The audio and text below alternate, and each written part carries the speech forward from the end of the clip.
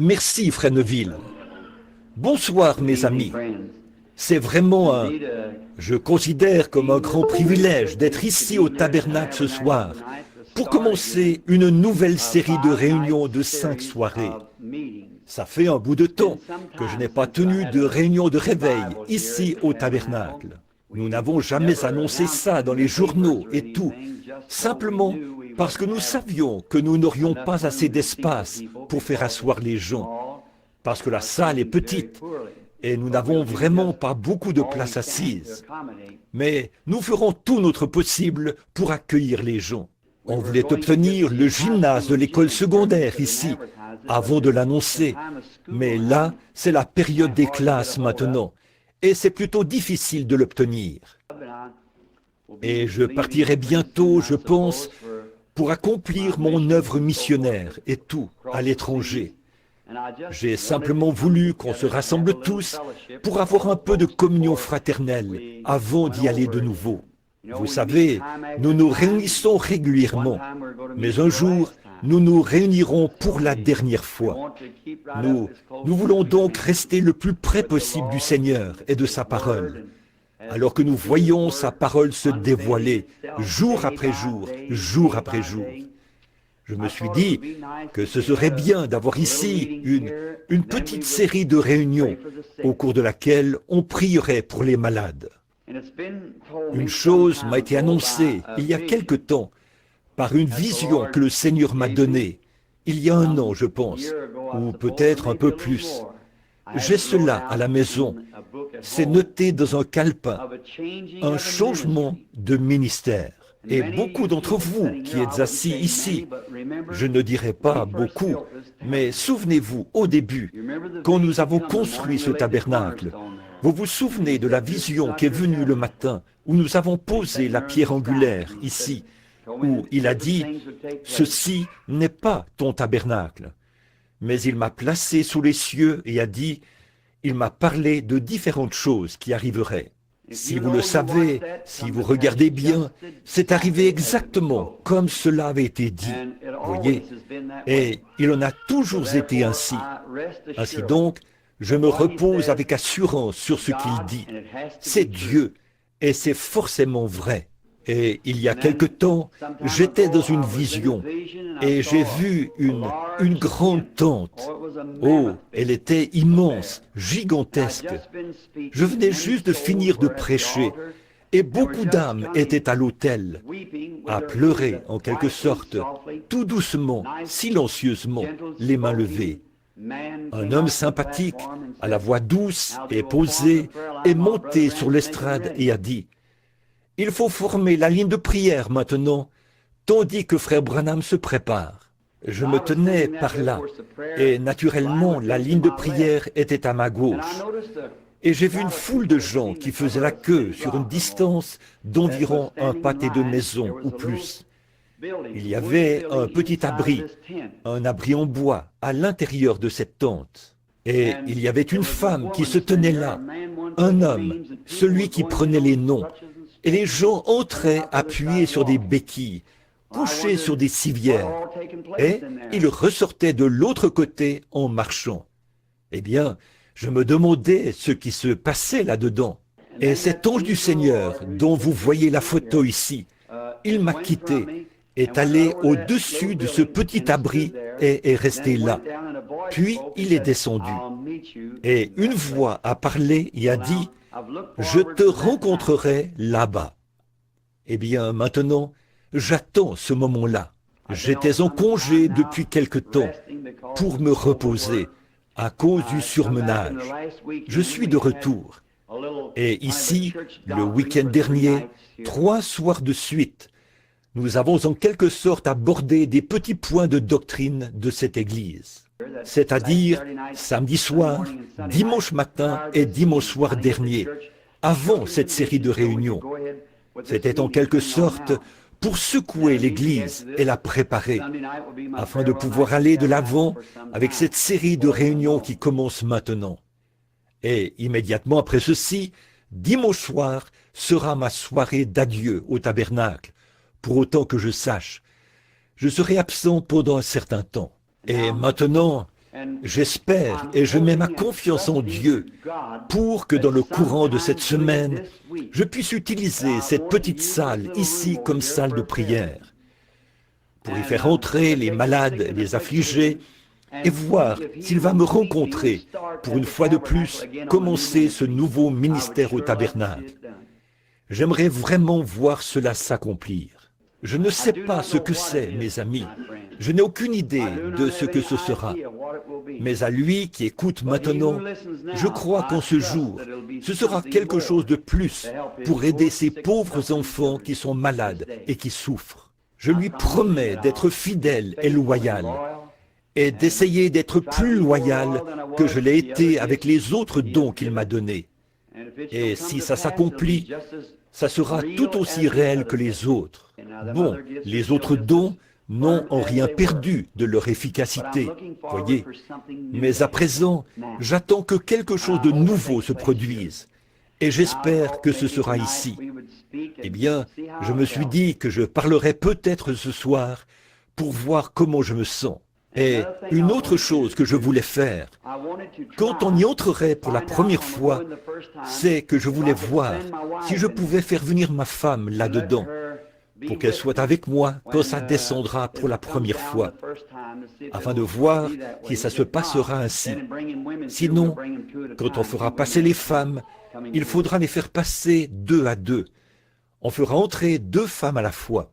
Bon, je ne dis pas que ça va fonctionner dans un sens ou dans l'autre. C'est simplement pour que vous le sachiez, parce qu'il avait déjà été annoncé qu'on attendait qu'il se produise quelque chose de nouveau, et nous y sommes. Mais là, je ne dis pas qu'il m'a dit que ça se produira. Dans la vision, j'ai vu que c'était dans une tente. Mais évidemment, ça pourrait se produire n'importe où, n'importe quand. Nous attendons donc cela. Eh bien, nous allons essayer de vous laisser sortir de bonne heure. Le service de chant prendra une demi-heure. Puis le service de prédication, l'appel à l'autel et tout prendra environ 1 heure. Ce qui fera en tout 1h30, de sorte que ceux qui sont debout n'aient pas mal aux jambes. Et nous reviendrons demain soir. Bon, juste avant d'ouvrir cette bonne vieille parole bénie, soyez assurés que nous ne dirons jamais rien en dehors de ce qui s'y trouve, parce que c'est elle qui est le fondement. Et avant de le faire, courbons simplement la tête un instant pour un mot de prière. Dear God, as we stand tonight in thy presence and realizing our Dieu bien-aimé, ce soir, alors que nous nous tenons dans ta présence, nous sommes conscients de la fragilité de notre être et de ce que nous ne sommes que la poussière de la terre. Tu as fait de nous des êtres vivants pour t'honorer et te glorifier. Et nous sommes conscients que nos vies et notre destinée sont entre tes mains bénies. Par la foi, nous nous remettons entre tes mains, espérant qu'il nous sera accordé la destinée éternelle de vivre éternellement avec toi dans un monde meilleur, où nous n'aurons jamais à prier pour les malades et les nécessiteux, où il ne tombera jamais une larme d'une joue, où il n'y aura jamais de personnes faibles et ridées là-bas. Mais là-bas, nous serons éternellement jeunes, et la gloire de Dieu sera sur nous. Nous n'aurons pas besoin de guérison, car nous aurons été guéris pour l'éternité, pour toujours.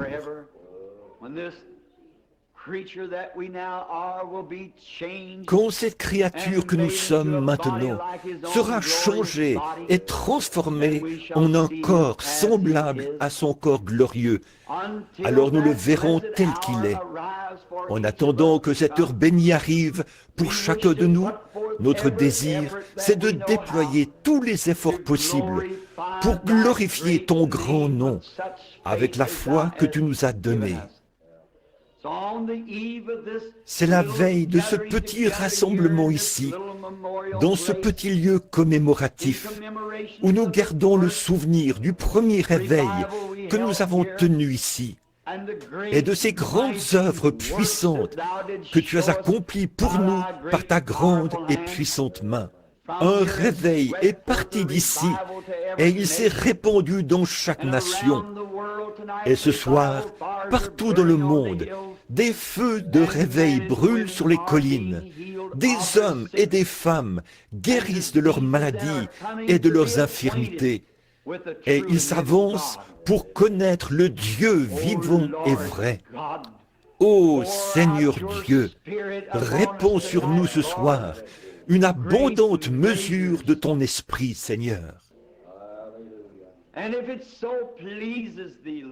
Et si cela t'est agréable, Seigneur, si c'est dans ton plan divin, nous te demandons, ô Dieu, de bien vouloir commencer à manifester ce nouveau don dans ce bâtiment, afin que ceux qui sont restés ici, loin du champ de mission, et qui ont été les soldats de la prière, puissent voir la grande main de Jéhovah agir pour la première fois dans cette nouvelle phase. Accorde-le, Seigneur, et qu'ils aient part aux fruits. Nous demandons très humblement que cela soit accordé ici, puisque nous savons que ça s'accomplira quelque part, car nous avons le sentiment que c'est dans ton grand plan de le faire.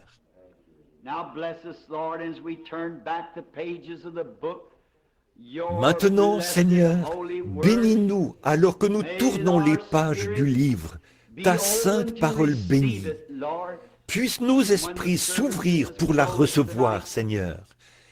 Et quand les services de ce soir seront terminés, et que nous nous mettrons en route pour retourner dans nos différentes maisons, puissions-nous dire, comme ceux qui revenaient d'Emmaüs, notre cœur ne brûlait-il pas au-dedans de nous ce soir, alors qu'il nous parlait en chemin? Car nous le demandons en son nom et pour sa gloire. Amen. Ce soir, j'ai choisi comme lecture de l'Écriture quelques versets, si vous voulez les prendre. C'est dans le livre des rois, dans 1 roi, chapitre 18. Je veux commencer à lire à partir du verset 17.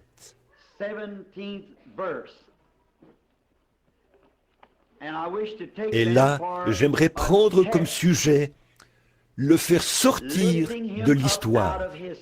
Maintenant, pour vous qui prenez des notes, je vais répéter ça. Le faire sortir de l'histoire. Maintenant, 1 roi, chapitre 18, verset 17.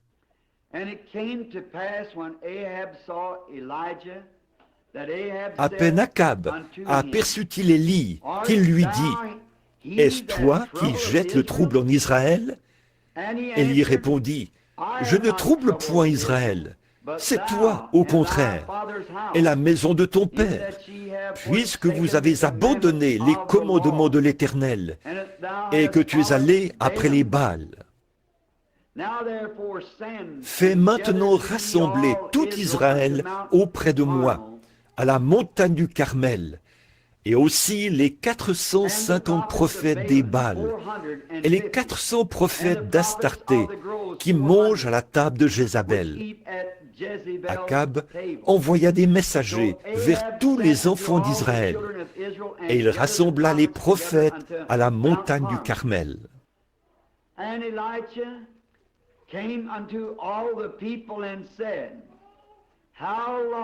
Alors Élie s'approcha de tout le peuple et dit, « Jusqu'à quand clocherez-vous des deux côtés? Si l'Éternel est Dieu, allez après lui.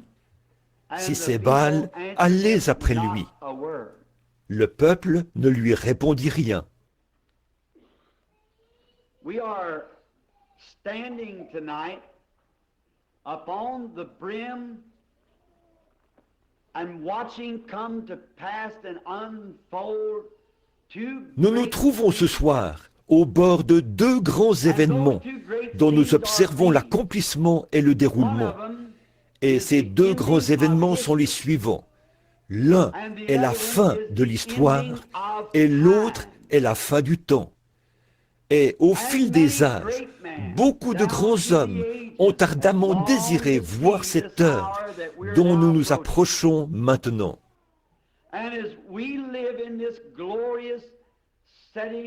Et comme nous vivons au milieu de ce glorieux coucher du soleil mortel et à l'aube de la lumière éternelle, j'estime que nous vivons effectivement dans l'un des âges les plus glorieux qui ait jamais été donné à l'homme de vivre, parce que le temps arrive à sa fin et que l'éternité est en train d'y succéder.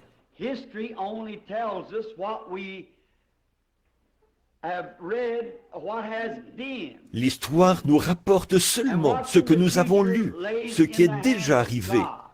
Et l'avenir, lui, est dans la main de Dieu. Et aujourd'hui, nous voyons qu'on n'écrit pas beaucoup au sujet des faits historiques, parce que je ne pense pas qu'on s'en servira.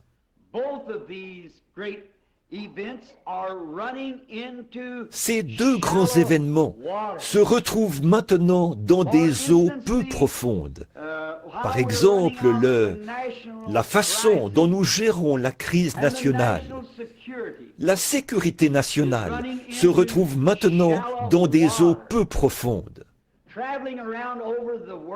Je voyage à travers le monde et il semble que notre pays n'est pas un cas isolé.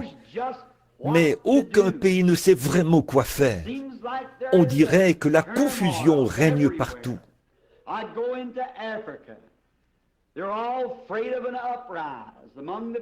Je vais en Afrique. Là-bas, on redoute des soulèvements au sein de la population et le communisme se répand dans le pays. Je vais en Suisse, c'est pareil. Et dans tous les autres pays que j'ai visités, il semble que la paix est instable partout. Or, vous savez que notre Seigneur a prédit qu'un tel temps viendrait, qu'il y aurait de l'agitation chez les nations, un temps où on ne saurait que faire, de l'angoisse chez les nations.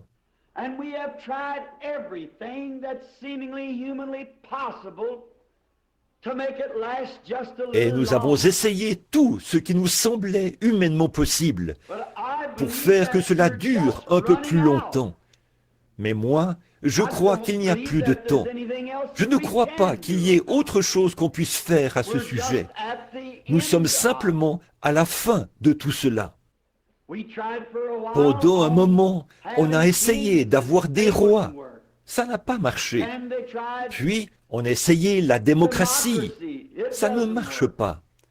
Et on a essayé, ils ont essayé les dictateurs. Ça ne marche pas. Et dans chacun des cas, on dirait que ça se dégrade un peu plus chaque fois.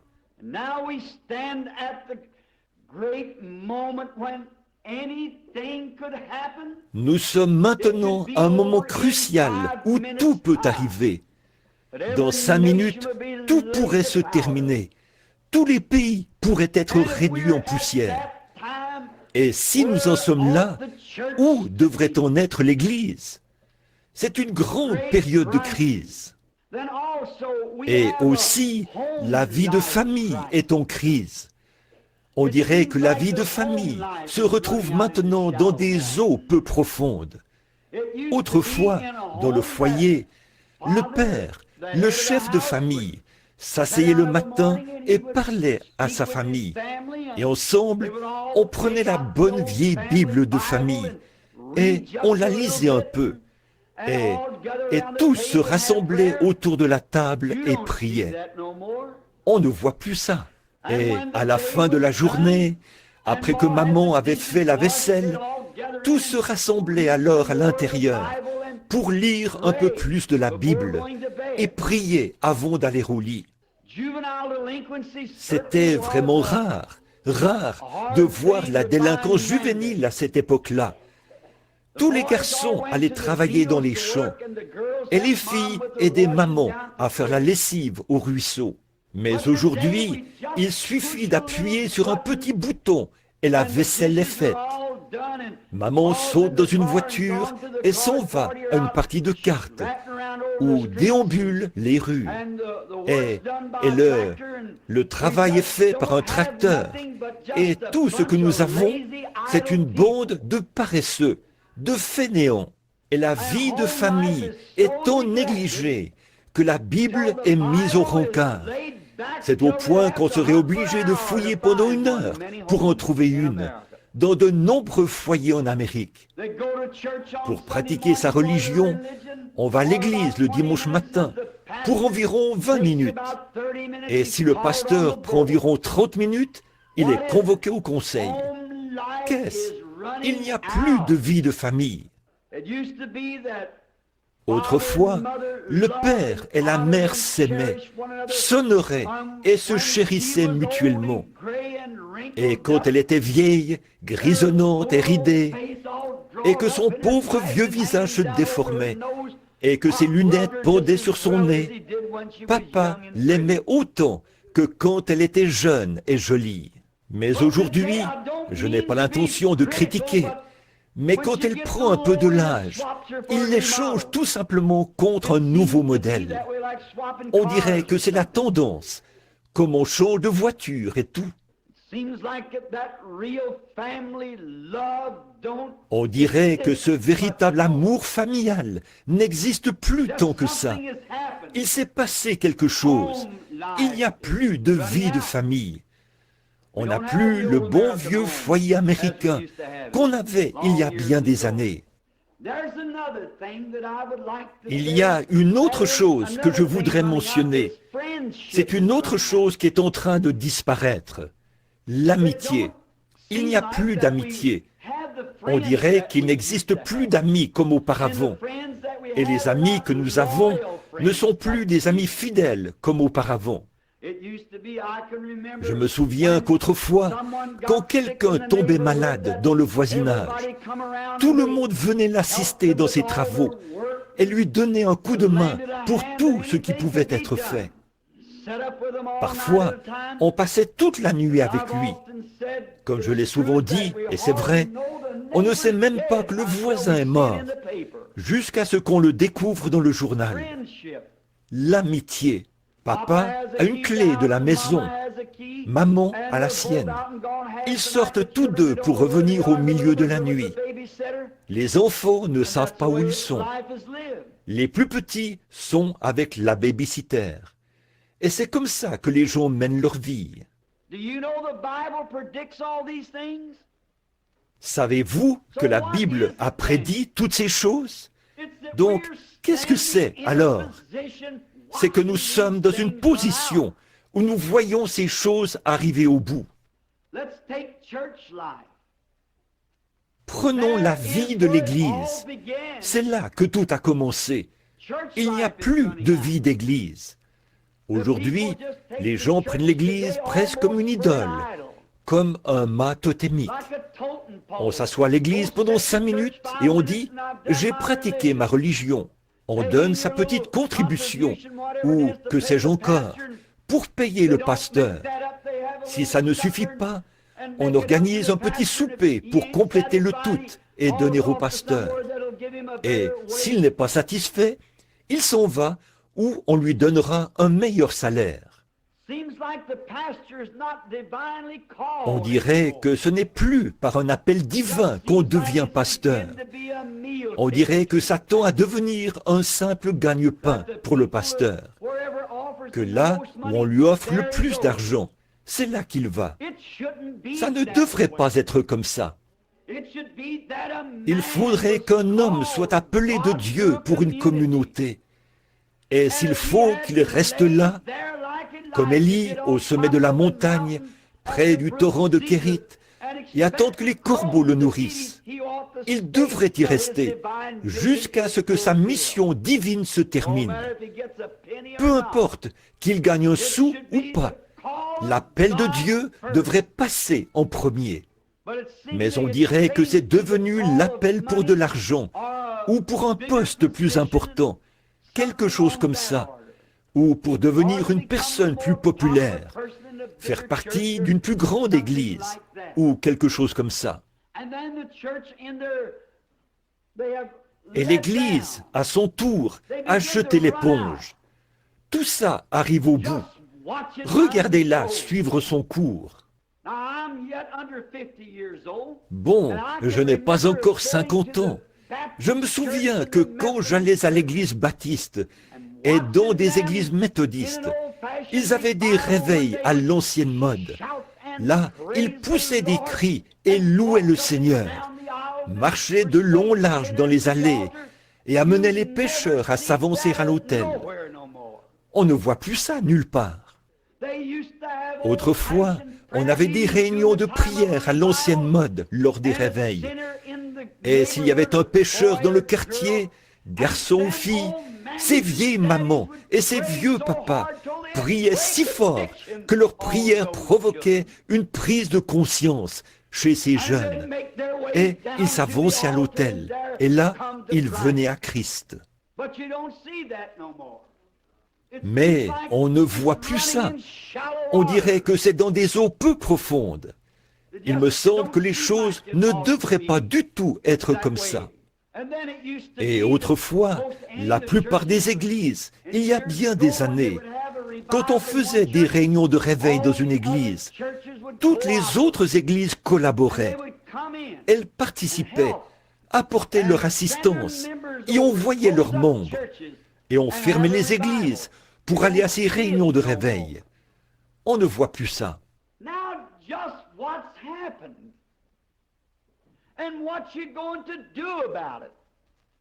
Qu'est-ce qui s'est donc passé?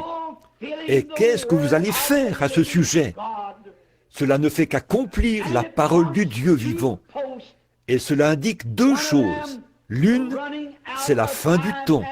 Et l'autre, c'est la venue du Seigneur Jésus. En effet, le Saint-Esprit a clairement parlé et dit, dans les derniers jours, les églises seraient emportées, enflées d'orgueil, aimant le plaisir plus que Dieu, déloyales, calomniatrices, intempérantes et ennemies des gens de bien.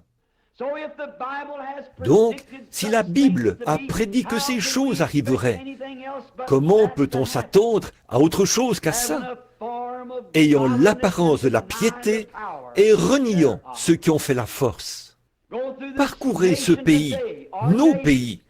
Vous verrez qu'il n'y a qu'une petite poignée de croyants qui croient. Je veux dire, de vrais croyants, qui croient que Jésus-Christ vit réellement. Voyez-vous, ils ont fait de l'Église une simple idole. Nous avons vu ça ces derniers jours dans notre enseignement. On montre du doigt l'Église catholique et ses idoles. Le fait qu'ils s'inclinent devant elle quand ils passent devant l'Église. Les protestants sont tout aussi mauvais, tout à fait. Ils y vont de temps à autre. Peut-être que certains d'entre eux y vont juste une fois par an, à Pâques. Il n'y a pas longtemps, j'ai entendu un ministre de cette ville faire remarquer cela. Il a dit, « Le matin de Pâques, j'ai souhaité joyeux Noël à tous mes fidèles. » Il a dit, « Je ne les reverrai pas avant Noël ou la prochaine Pâques. Joyeux Noël. »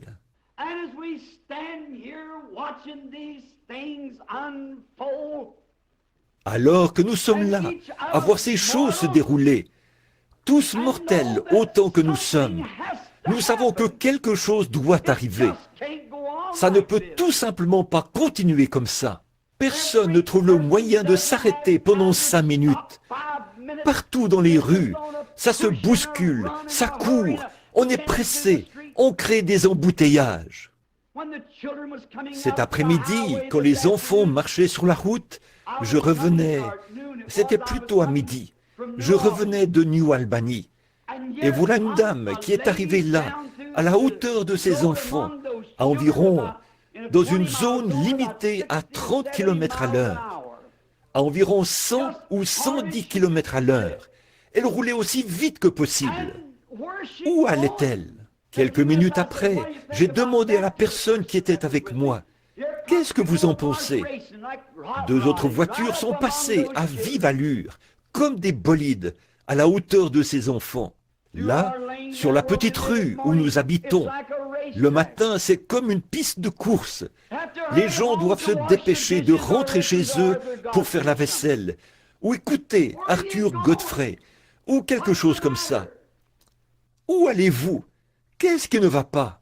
Ce qui cause tout ce dérèglement, c'est que les hommes et les femmes sont devenus des amoureux du monde actuel. La chose la plus importante devrait être de rentrer à la maison pour lire la Bible et prendre le temps de prier. Je pense à la mère de John Wesley, Suzanne.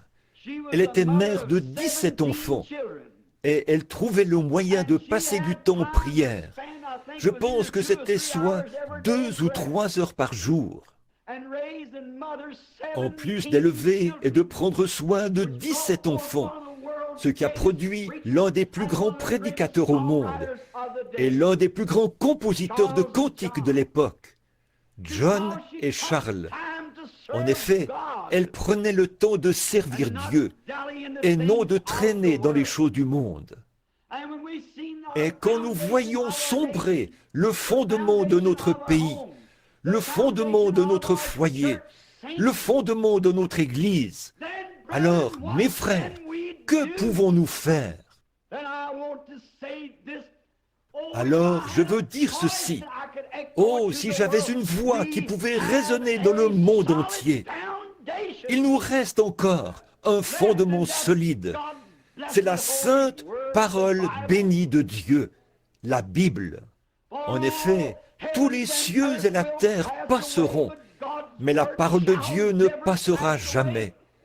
Et sur cette pierre, a dit Dieu, je bâtirai mon Église, et les portes du séjour des morts ne prévaudront point contre elle. Alors, quel privilège béni pour nous tous de tendre la main et de prendre la bonne vieille Bible de Dieu, d'en tourner les pages et de savoir que nous lisons directement la vérité et de voir que ces choses se sont produites dans le passé puisqu'elles parlent d'un Dieu de l'histoire. Et la seule façon pour nous d'être, de nous mettre au diapason de ces choses, ou de nous aligner derrière elles, c'est de faire sortir de l'histoire ce Dieu de l'histoire. En effet, dans tous les âges, que ce soit lors de la destruction antédiluvienne, avant la venue de Christ et au cours de différents événements, il ne faillit jamais quand on l'invoque. Il a toujours raison. Là, je pense à une époque où une nation était en captivité. C'était Israël. Ils étaient en Égypte et ils étaient traités durement et avec rigueur dans leur service aux Égyptiens. Il semblait que tout le monde s'était refroidi. Saviez-vous qu'Israël a passé en Égypte le double du temps que les États-Unis ont fait en tant que nation? Nous n'avons pas plus de 150 ou 70 ans, quelque chose comme ça. Et eux, pendant 420 ans, ils ont été en esclavage, ou plutôt en Égypte. Mais il y a eu un temps où il semblait qu'il n'y avait plus aucun espoir. Mais il y avait un homme et une femme qui semblaient avoir foi en un Dieu de l'histoire, qui avait parlé à Abraham en temps de crise. Ils croyaient qu'ils pouvaient l'invoquer et qu'il répondrait. C'était Amram et Jochébed, la femme d'Amram, la mère et le père de Moïse.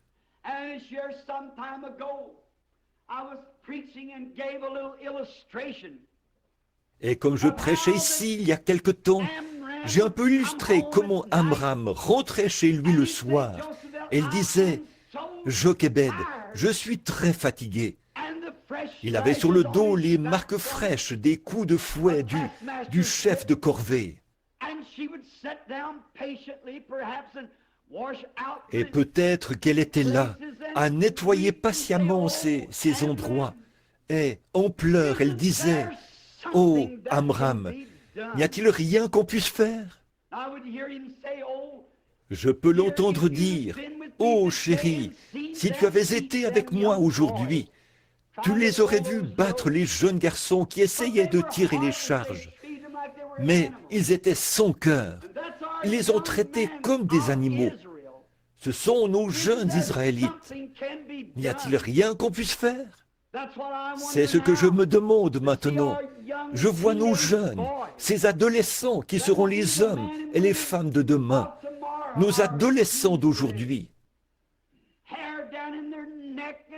Les cheveux jusqu'au cou et le pantalon porté sous les hanches, un pistolet accroché sur le côté, une cigarette au coin de la bouche. Qu'est-ce que cela va devenir? C'est encore l'esclavage sous le diable. N'y a-t-il rien qu'on puisse faire?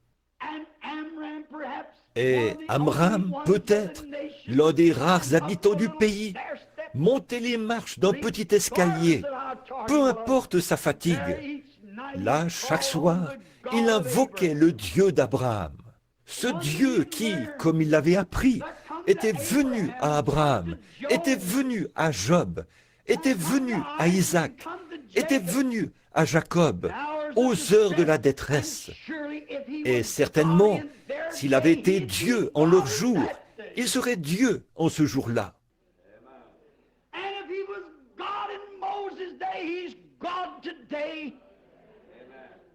Et s'il était Dieu au jour de Moïse, il est Dieu aujourd'hui.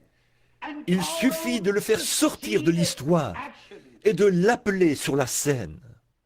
Et je peux voir Amram, soir après soir, peu importe combien il était fatigué, cela prouvait sa foi en ce Dieu.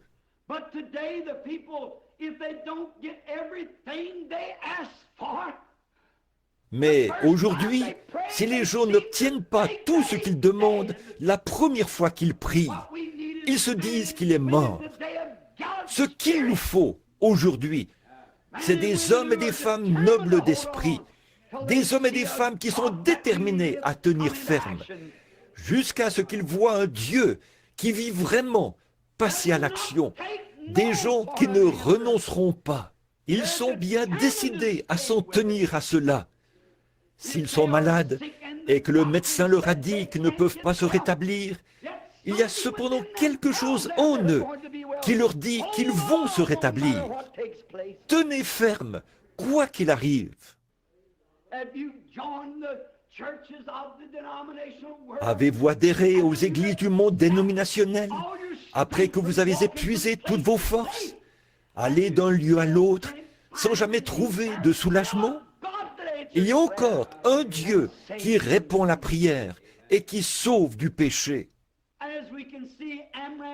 Et comme on peut le constater, Amram, malgré ses nuits pénibles, le dos qui saignait, il montait de nouveau les marches, priait jusqu'à 2 ou 3 heures du matin. On aurait dit qu'il parlait au vent. Là, au fond de son cœur de juif, il y avait une foi ardente qu'aucun vent de doute ne pouvait jamais éteindre. Voilà le genre d'hommes et de femmes que nous voulons voir entrer en scène aujourd'hui. S'il ne répond pas ce soir, il répondra demain soir. S'il ne répond pas cette année, il répondra l'année prochaine. Car il est un Dieu. Non pas un Dieu, mais le Dieu.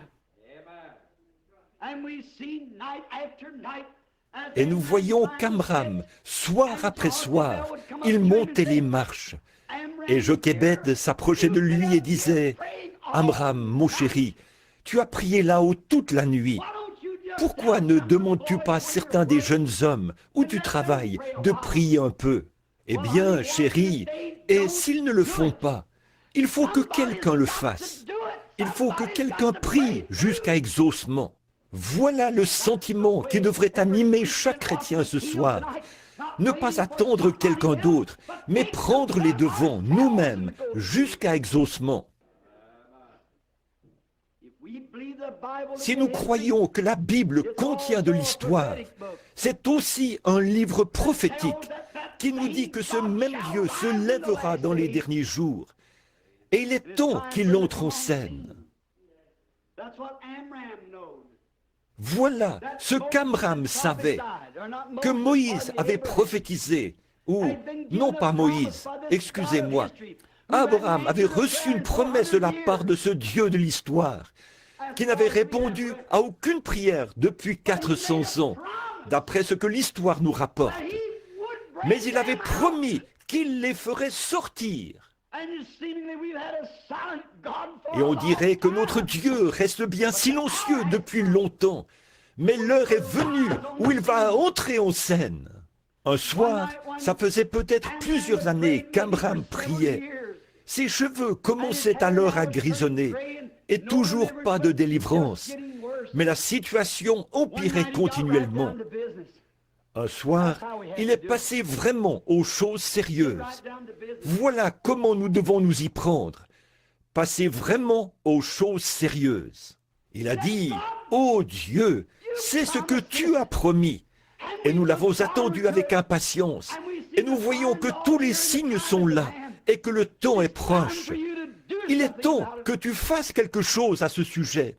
Alors qu'il était vraiment plongé dans la prière et qu'il priait de tout son cœur, il a regardé et voici que quelqu'un se tenait dans un coin. Il s'est frotté les yeux et a regardé de nouveau. Là se tenait un ange, son épée nue dans la main. Il a dit, « La délivrance arrive. Tu engendreras un fils, et c'est lui qui les délivrera. » Voyez-vous, Dieu répond toujours à la prière, n'est-ce pas? À condition que nous tenions ferme.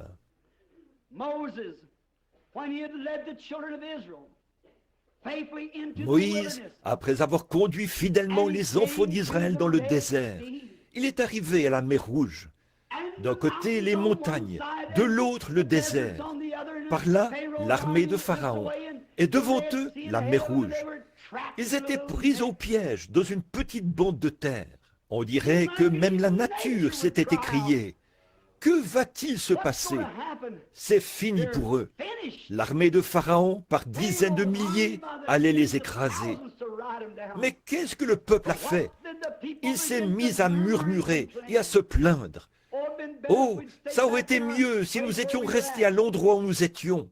Mais il y en avait un parmi ces gens dont la foi ardente de Dieu brûlait dans le cœur, qui croyait que le Dieu de l'histoire pouvait entrer en scène dans n'importe quelle situation difficile. Moïse s'est tenu là, les mains levées vers Dieu. Il a prié jusqu'à ce que le Dieu de l'histoire entre en scène pour être le Dieu d'aujourd'hui. Il a ouvert la voie et Israël a traversé les eaux à pied sec. Oh, peu de temps après, Josué a conduit le même groupe, ou leurs enfants, au Jourdain. Et c'était au mois d'avril, au moment où tous les cours d'eau étaient en crue, et que le Jourdain faisait 5 fois sa taille. On dirait que tout bon chef militaire aurait choisi un autre moment pour les conduire là-bas. Et c'est précisément à ce moment-là, quand il n'y avait aucune possibilité de le traverser. Mais Josué s'est souvenu qu'il y avait un Dieu de l'histoire qui, 40 ans auparavant, avait ouvert la mer Rouge. Et il a invoqué ce Dieu. Ce Dieu est descendu avec une grande puissance et est devenu le Dieu de la crise de l'heure. Il a ouvert le Jourdain et les a fait traverser. Quant au passage que nous avons lu ce soir, ce qui a été l'objet de notre lecture, c'est beaucoup d'années plus tard qu'Élisée avait vu la malédiction de cette nation, alors qu'il était sur la montagne, car pendant des centaines d'années, aucune prière n'avait été exaucée en Israël. Cependant, Élisée savait qu'il y avait un Dieu de l'histoire qui pourrait entrer en scène. Et il a lancé au monde des incrédules le défi de se tenir dans la présence de ce Dieu et de voir lequel répondrait par le feu. Et le Dieu qui avait protégé les enfants hébreux de la fournaise ardente a fait descendre le feu et a consumé le sacrifice.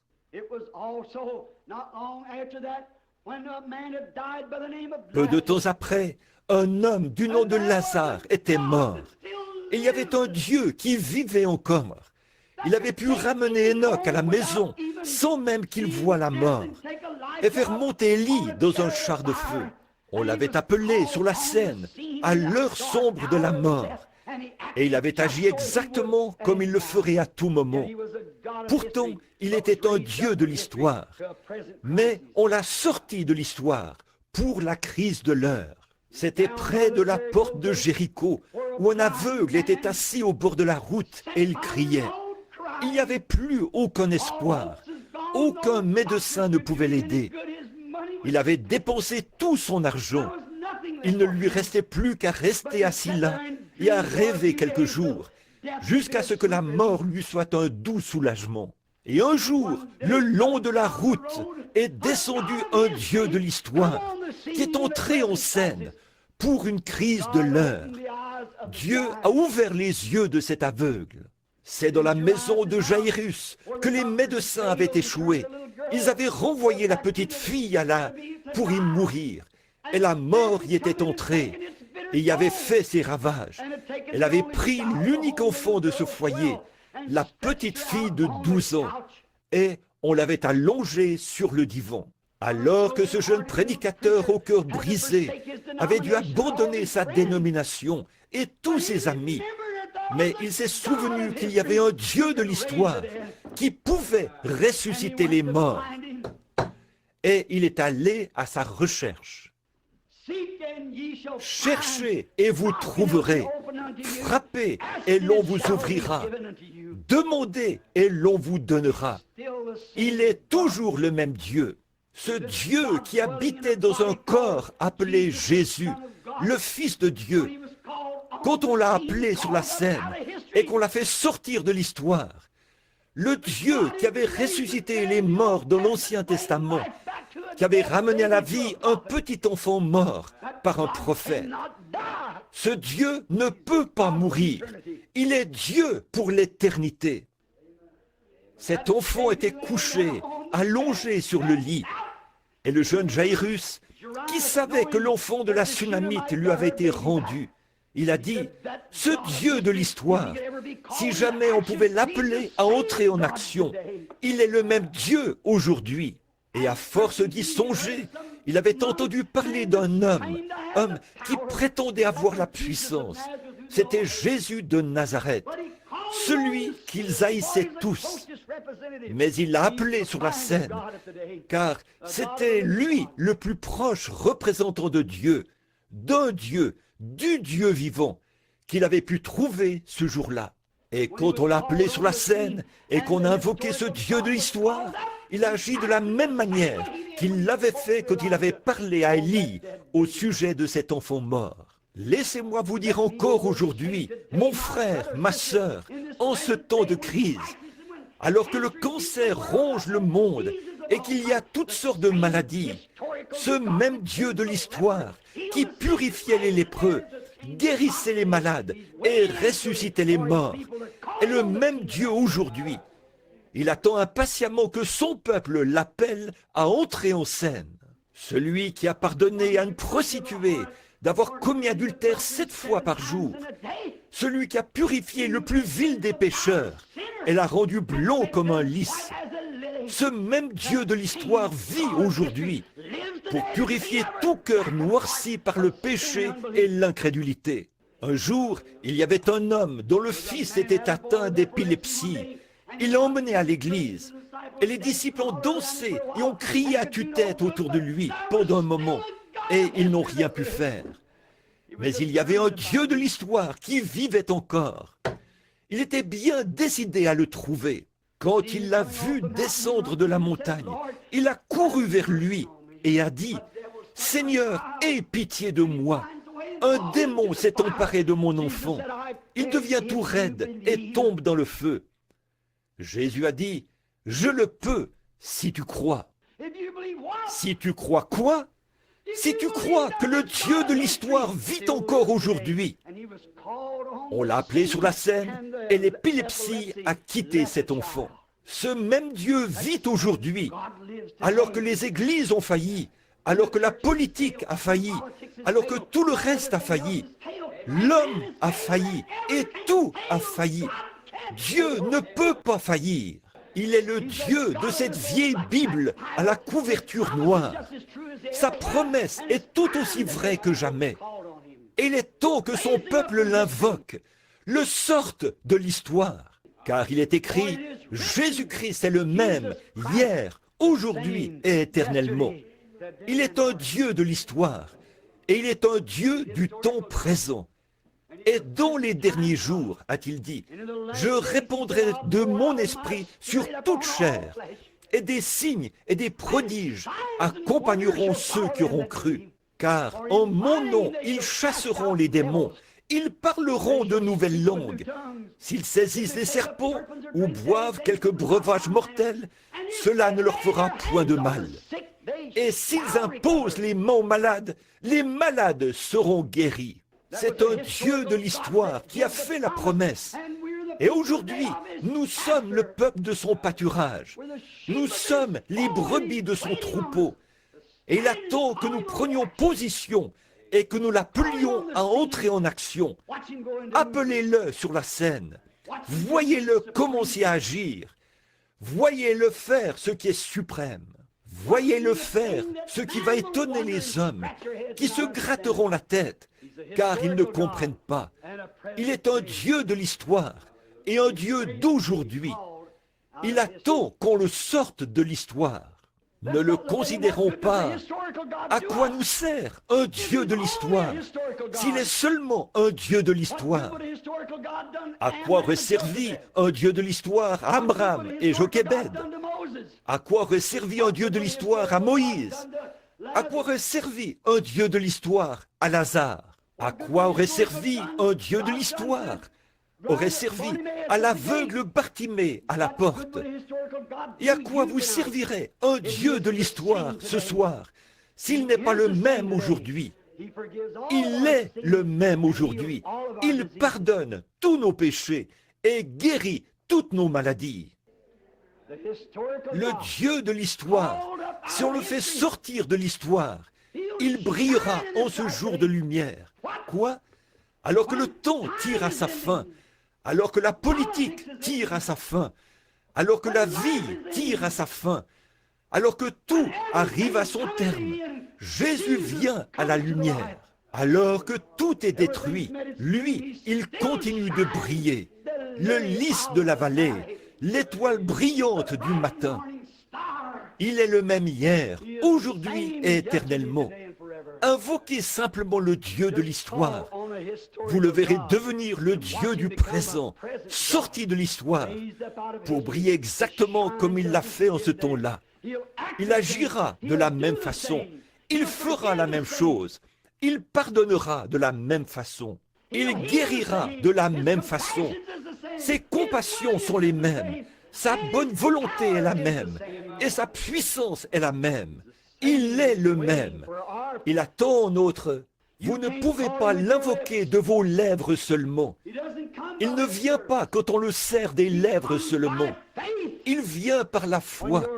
Quand votre foi, pas votre longue prière, votre ardent désir, mais il vient par cette faible petite foi qui est tout au fond de votre âme, qui peut s'accrocher et dire, cette petite chose qui est là, qui m'a conduit à ce tabernacle ce soir, peut de nouveau éclairer mon âme et faire que je reparte d'ici plein de ferveur et en chantant comme les oiseaux du ciel. Pourquoi? Il est un Dieu de l'histoire et un Dieu d'aujourd'hui. Il attend qu'on l'invoque. Invoquez le Seigneur, il vous répondra. Parlez-lui par des psaumes. Adressez-lui vos prières et croyez-le. Il répondra. Et je dis ces mots pour terminer. C'est la raison d'être de cette réunion ce soir. C'est pour cette raison que cette série de réunions a commencé. Je crois que c'est Dieu qui m'a dit, il y a 27 ans, quand nous avons posé la première pierre ici, que je prêcherai l'Évangile dans le monde entier. Il l'a accompli. Quand les gens se moquaient et disaient, « Où iras-tu, Billy, avec seulement des études primaires ?» J'ai dit, « J'irai au nom du Seigneur Jésus. » Quand j'ai prêché mon sermon avant de partir, il y a 11 ans, du haut de cette chaire, et que Madame Gertie, assise là, à chanter « Crois seulement ». Les grands géants étaient là, alors que je prêchais. C'était comme David contre Goliath. La science et les grands de ce monde étaient présents pour désapprouver la guérison divine et la tourner en dérision. Et tout le monde me disait, « Jeune homme, tu vas perdre la boule là-bas. Ils te jetteront en prison. Ils feront ceci, cela ou autre chose. » Mais c'est le Dieu de l'histoire qui était entré en scène là-bas et qui m'avait dit de le faire. Et je l'ai fait par sa grâce et sa miséricorde. Ce même Dieu de l'histoire d'il y a 10 ans, il est maintenant de nouveau entré en scène. Tout aussi sûr qu'il a accompli cela, il accomplira ceci. Il est le Dieu de l'histoire et il est le Dieu d'aujourd'hui. Il ne sommeille ni ne dort. Il ne peut pas mourir, car il n'a ni commencement ni fin. Dans votre cas ce soir, amis pécheurs, il y a cette petite pulsation que vous ressentez dans votre cœur, qui vous dit qu'il est le même, qui vous dit qu'il peut vous libérer de tout fardeau, de tout crime et de tout péché que vous avez commis contre lui. Dans quoi pouvez-vous placer vos espoirs? Pas même dans votre propre foyer, ni dans votre femme, ni dans votre famille, votre mère ou votre père. Mes espoirs ne sont fondés sur rien d'autre que le sang de justice de Jésus. Quand tout ce qui environne mon âme s'effondre, il est toute mon espérance et mon soutien. Sur Christ, ce rocher solide, nous nous tenons. Tout autre sol est du sable mouvant. L'Église, les amis, peu importe ce que c'est, toutes ces choses tirent à leur fin. Mais lui, il vit éternellement. Et parce qu'il vit, nous vivons avec lui. Que donneriez-vous en échange? Que pourriez-vous donner? Et si Dieu vous appelait ce soir à répondre au jugement, que feriez-vous à ce sujet? Vous placez vos espoirs dans la nation? Elle se disloque, comme toutes les autres. Vous placez vos espoirs dans une certaine élection à venir? Ces hommes, je n'ai rien contre eux, mais ils sont mortels et ils passeront. Vous ne pouvez placer vos espoirs dans quoi que ce soit qui puisse tenir, si ce n'est dans le Dieu de l'histoire, qui a promis qu'il se lèverait. Et un jour béni, il se peut qu'on vous emmène là-bas, et que celui qui ensevelit vous enterre. Mais celui qui ressuscite viendra un de ces jours. Celui qui ensevelit vous fera descendre, mais celui qui ressuscite vous fera monter. C'est sûr et certain. Car Dieu ramènera avec lui ceux qui sont morts en Christ quand il viendra. Car maintenant, il est un Dieu de l'histoire pour beaucoup, mais il sera un Dieu d'aujourd'hui quand vous l'accepterez comme votre sauveur et qu'il sera réel dans votre cœur. Il y aura quelque chose en vous qui vous le dira. Il se peut que vous n'ayez aucune émotion. Il se peut que vous ne pleuriez pas. Il se peut que vous ne parliez pas en langue. Il se peut que vous ne couriez pas. Il se peut que vous ne poussiez pas des cris. Mais il se passera quelque chose que vous saurez, qui vous fera savoir que quelque chose s'est produit. Votre vie va cadrer avec cela, aussi longtemps que vous vivrez. Et quand la dernière heure arrivera, et que vous quitterez ce monde, vous ne craindrez aucun mal.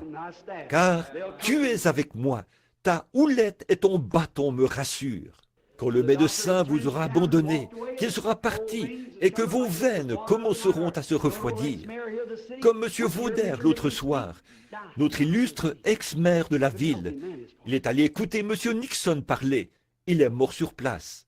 Un homme bien, en bonne santé, autant que je sache. J'étais en déplacement. Quand je suis revenu, ma femme a dit, « Billy, es-tu au courant quand elle est morte ?» L'autre jour, jeudi, ma petite fille était là, à l'école, avec une petite fille, et dimanche, on l'a enterrée.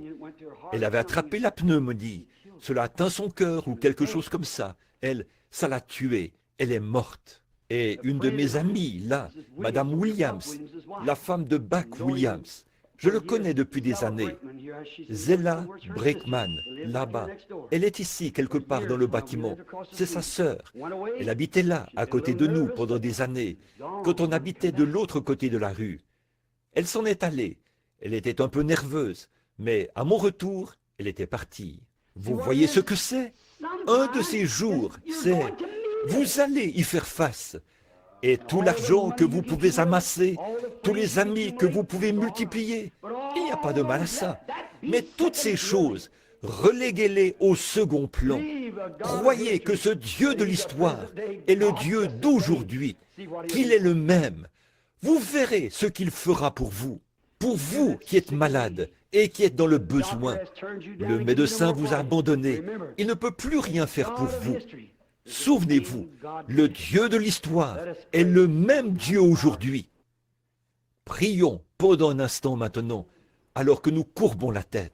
S'il y en a ici ce soir, je ne sais pas, en ce qui concerne le salut de votre âme, s'il y en a ici ce soir qui savent que ce Dieu a promis qu'il viendrait en un instant, en un clin d'œil, quand vous n'y penserez pas.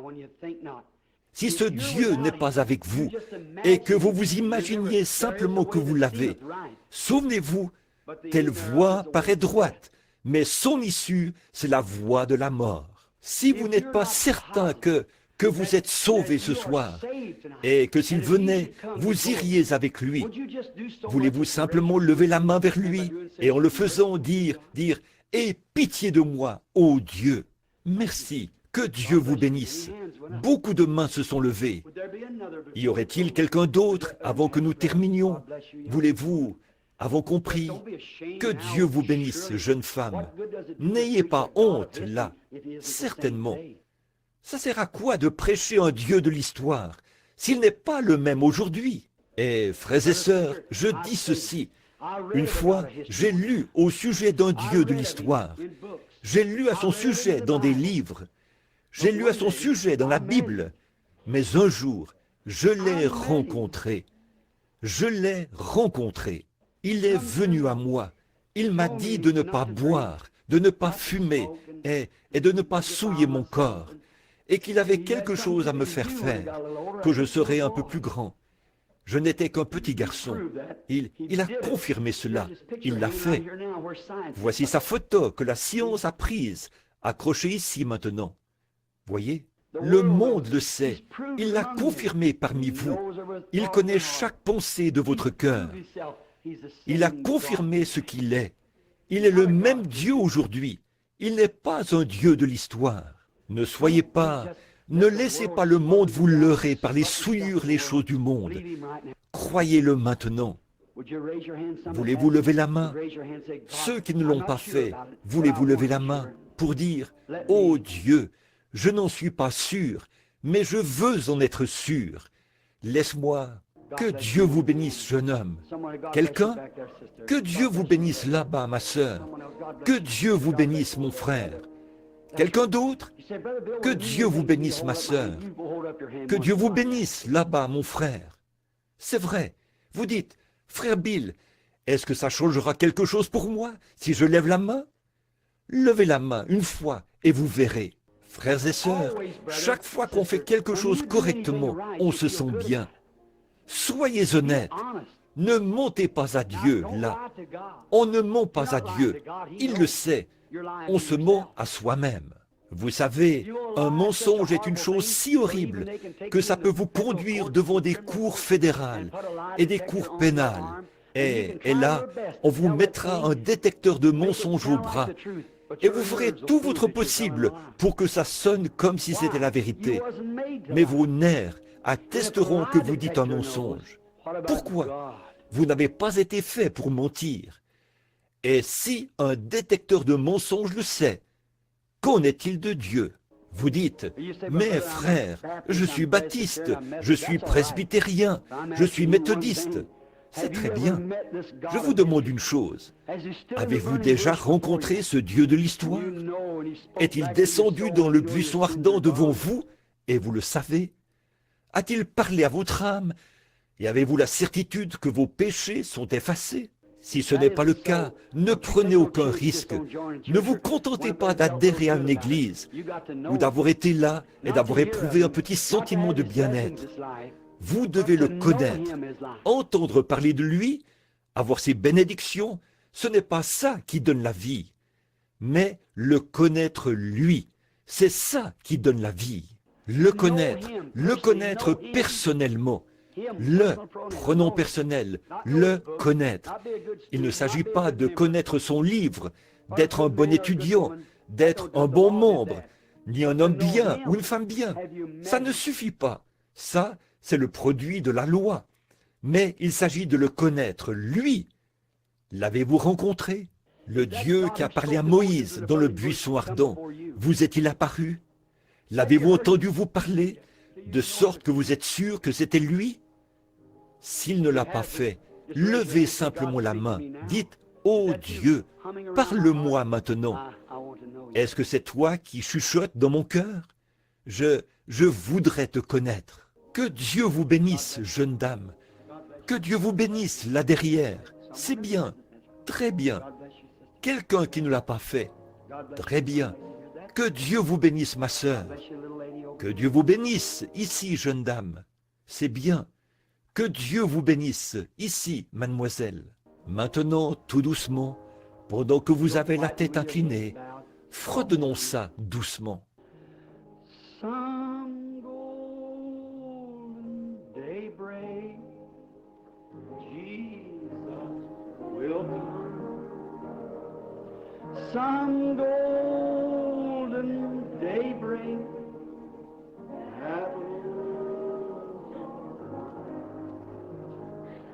we'll shout victory, break through the blue. Some golden daybreak, for me, for you. Maintenant, vous qui avez levé la main, si vous désirez que je prie pour vous, et vous croyez que Dieu m'exaucerait, voulez-vous avancer ici à l'autel? Je vais me tenir ici et prier un peu avec vous. L'autel est ouvert. Que Dieu vous bénisse, mon frère. Très bien. Que Dieu vous bénisse, frère. Que Dieu vous bénisse, ma sœur. Levez-vous et venez. Si vous croyez que Dieu vous aidera et qu'il exaucera la prière que je ferai pour vous aider à venir à lui, à le connaître, avancez maintenant. Ne voulez-vous pas le faire? Some golden daybreak, Jesus. Qu'est-ce qui nous dit que ce ne sera pas demain matin?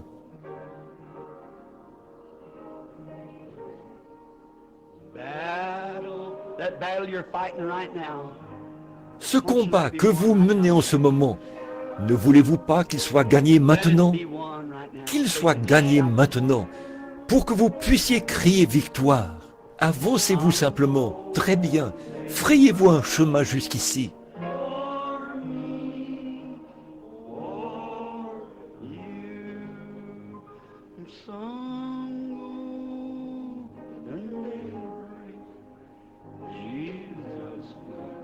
Just get right up, that's right. Make your way right up around.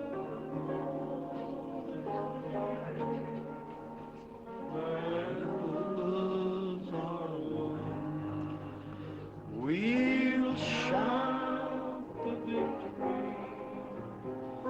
Ne voulez-vous pas venir maintenant, pendant que nous attendons? Nous allons vous aider ici par la prière. La prière de la foi est une grande efficace pour nous. Ne voulez-vous pas venir?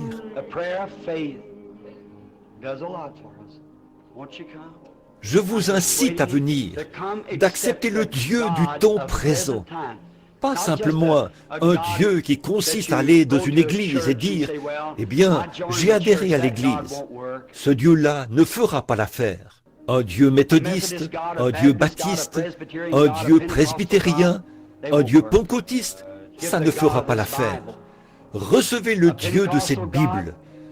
Un Dieu pentecôtiste ira dans le monde. Un Dieu méthodiste ou un Dieu baptiste ou tout autre Dieu dénominationnel. Mais le Dieu de cette Bible vous rendra semblable à Jésus. Il le fera certainement. Son esprit habitera en vous et toute votre vie sera changée.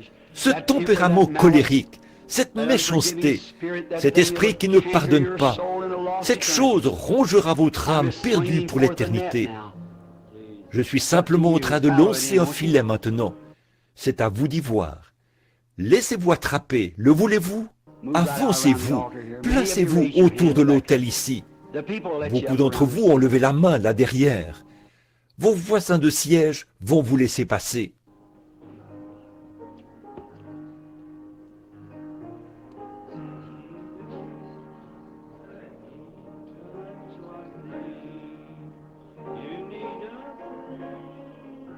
Lord bless you, young man.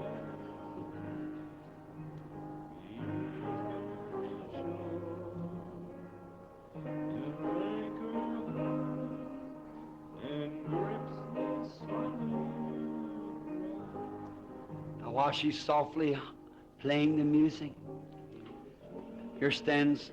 Que le Seigneur vous bénisse, jeune homme. Maintenant, pendant qu'elle joue doucement la musique, plusieurs se tiennent ici autour de l'autel. 7 âmes sont venues se tenir autour de l'autel. Saviez-vous que 7, c'est un nombre parfait pour Dieu? C'est la perfection. Le Saint-Esprit vient de descendre sur une personne qui se tient ici, maintenant même. C'est ce que j'appelle le Saint-Esprit, mon frère. Maintenant, il est là, pour chacun de vous. Soyez simplement humble dans votre cœur. Et si c'était la dernière fois que vous ayez l'occasion de vous tenir autour d'un autel, et si c'était la toute dernière prière que vous feriez maintenant, Jésus va venir. Il se peut qu'il frappe à votre porte avant demain matin, vous savez. Vous devrez partir un jour, s'il est un Dieu de tout. Il est le Dieu de l'histoire, et il est le Dieu d'aujourd'hui. Il vous a parlé. Vous vous êtes levé ici devant lui pour le rencontrer. Vous vous êtes avancé pour le rencontrer. Il va vous rencontrer. Il est ici maintenant. Seulement, dans votre cœur, confessez tout ce que vous avez fait qui n'est pas bien. Dites, « Ô Dieu, aie pitié de moi, je suis un pécheur.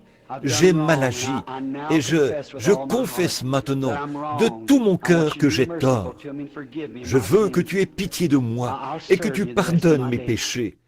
Je te servirai le reste de mes jours. Et que ce petit feu qui brûle dans mon cœur, cette petite foi qui a fait que je vienne ici à cet autel ce soir, qu'il puisse pénétrer tout au fond de mon âme. Que ce feu se déclenche maintenant même et qu'il brûle ardemment en moi, de sorte que je puisse dire, « Oui, tu vis, Jésus, et je t'aime. » Et je vais te voir rentrer en scène dans les prochaines heures pour accomplir des choses, de grandes choses. Je suis si content de m'être avancé quand tu as parlé à mon cœur. Je vais te voir débarrasser les gens des cancers, guérir les malades et les nécessiteux, les entendre revenir et témoigner de ce que Dieu aura fait pour eux. Ce Dieu de l'histoire, qui est sorti de l'histoire, c'est le même aujourd'hui qui entre en scène. En effet, cette fois-ci, il vient pour rester, sa seconde venue. Prions maintenant, que chacun de vous prie avec moi.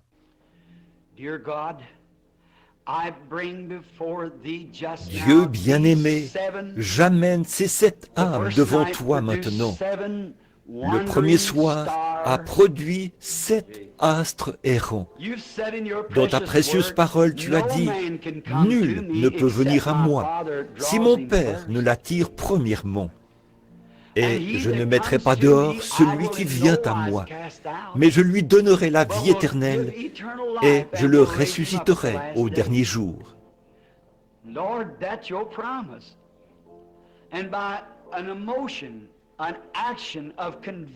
Seigneur, c'est là ta promesse. Et par une émotion, un acte de conviction, ces 7 précieuses âmes errantes se sont avancées ce soir parce qu'elles croient que le Dieu qui a parlé au prophète, le Dieu qui a parlé à l'aveugle, il vit encore aujourd'hui et elles se sont avancées pour le rencontrer. Ce même Dieu qui a fait la promesse et qui a rencontré le lépreux sur son propre terrain, qui a rencontré la femme à la perte de sang au bord de la rivière, qui a fait faire demi-tour à la mort quand il l'a rencontrée au sépulcre de Lazare. C'est le même Dieu ce soir. Il est ici pour rencontrer cette mort spirituelle et lui faire demi-tour et dire « Retire tes mains de ces gens qui sont venus me confesser après que mon esprit leur a fait la cour. Je leur donnerai la vie éternelle et personne ne peut me les ravir. Je les ressusciterai au dernier jour. » Nous te remercions pour eux, Père, et nous prions qu'ils restent fidèles entre tes mains jusqu'à ce que la mort les libère.